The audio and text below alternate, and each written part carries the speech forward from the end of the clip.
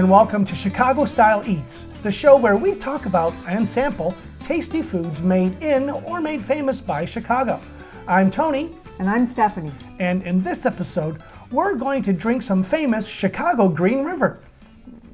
No, not that Green River. This Green River. Made famous in Chicago almost from its first serving in 1919, Green River has its humble roots in small-town Iowa. Richard C. Jones owned a candy store with a soda fountain in Davenport. As the story goes, for years his summertime customers craved a refreshing flavor with the bubbling snappiness of champagne, but none of Jones's flavors on hand satisfied. So he decided to invent his own flavor, and in 1916, after many late nights experimenting in his store, Jones hit upon lime as that snappy flavor and mixed it with the perfect amount of sweetness and a unique coloring that soon had his customers lining up for more. Jones didn't have a name for his concoction at first, that is, until a local high school kid asked for the Green River, and the name stuck. In early 1919, with Prohibition looming on the horizon, breweries everywhere desperately looked for ways to survive in a dry nation. A representative from a Chicago brewery interested in selling an unusual drink visited Jones' fountain, liked what he saw and tasted, and offered to buy his recipe. $120,000 later, that's $1.8 million in today's money, the Schoenhofen Edelweiss Brewing Company of Chicago owned Green River and began selling it in the summer of 1919. And it was a smash hit within weeks. Just about every soda fountain in Chicago was selling Green River. Not long after, Green River was flowing from fountains throughout the nation. Once Prohibition became law in January of 1920, Schoenhofen Edelweiss began distributing Green River in recycled beer bottles everywhere. By 1930, and for nearly 25 years after that, Green River was second in Midwest soft drink sales, only to Coca-Cola.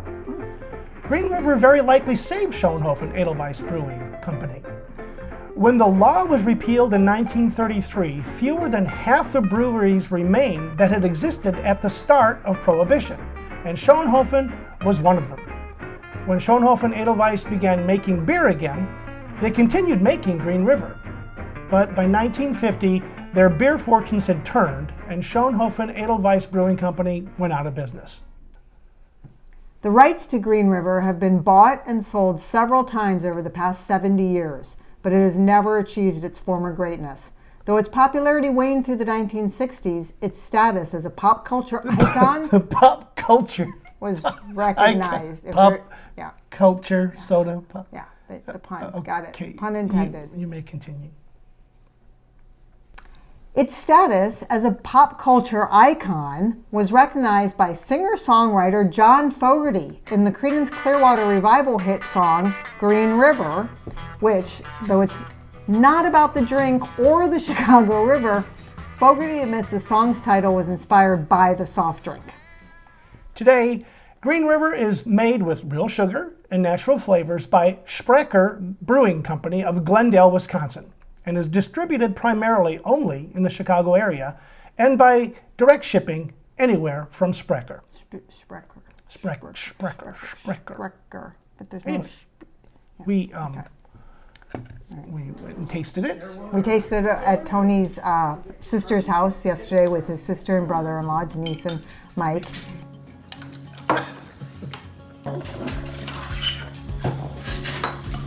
That's what it reminds me of. Wow, that's green. Yeah, it's green jello. Liquid green jello.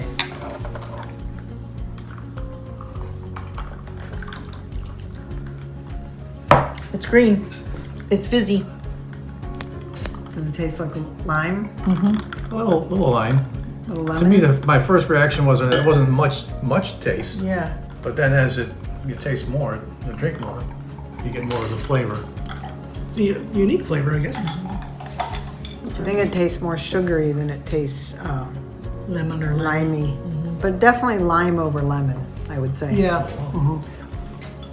You kind of like 7-Up, Sprite, but Yeah, it wasn't as what I remembered from long ago. Well, plus, yeah, how long have we ever used it? It's refreshing though. Yeah. It's like 7-Up. I think it's a little more flavor than 7-Up Yeah. to me. First of all, it's that neon green, which makes it a nice little companion at your table when you're using the neon green relish, piccalilli relish with your Chicago hot dog. And so I wonder why it is we have not heard of a Chicago mixed drink using Green River and Malort. If you remember from a previous episode on Jepson's Malort, only in Chicago. So this lovely liqueur, we're going to make a mixed drink for Tony to drink. Open your little bottle there now. Well, I wasn't. Come on. This Come was on. not. This is not in the plan. Just do it. All right, so we'll put in a bunch of Malort. Whoa, whoa! This much Malort. Okay, come on. God, it smells nasty. It actually kind of masks the smell of the Malort. Oh, it's in there. Do you need to stir, you want to stir it? Or are you good? No, Okay. mix it up enough. And here we go.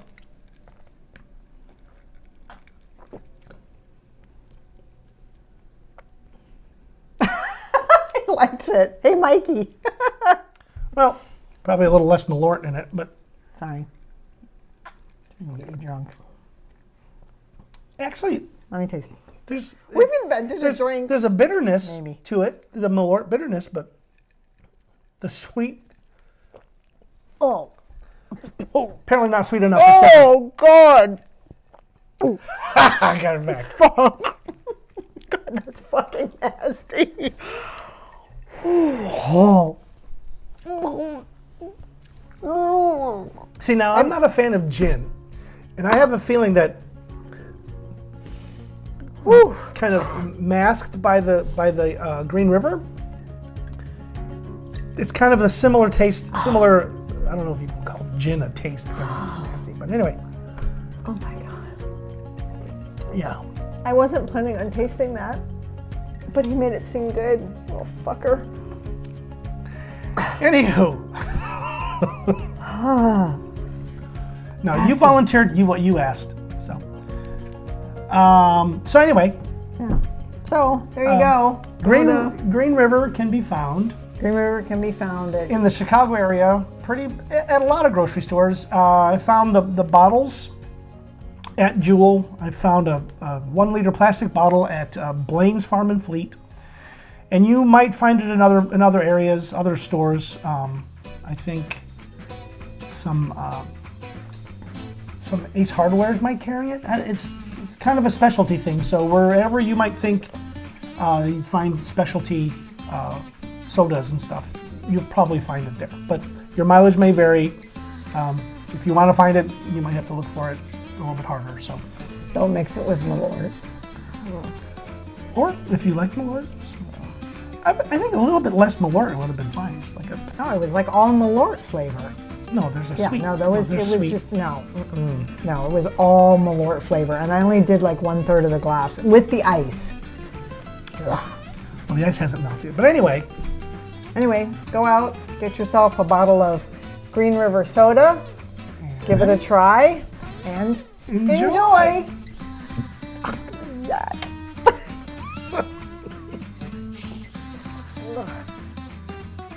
coming up on the next Chicago Style Eats, by the late 1800s, soda fountains everywhere were creating malted milks, which were fresh milk and vanilla, chocolate, or strawberry syrup with Horlick's malted milk powder stirred in. In 1901, Charles R. Walgreen opened his first drugstore on the south side of Chicago.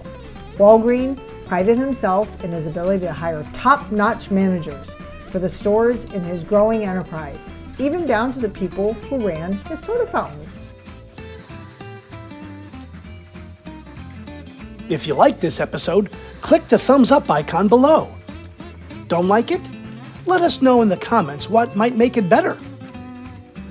Want to see more Chicago Style Eats? Click the subscribe button below so you can get an alert each time we drop a new episode.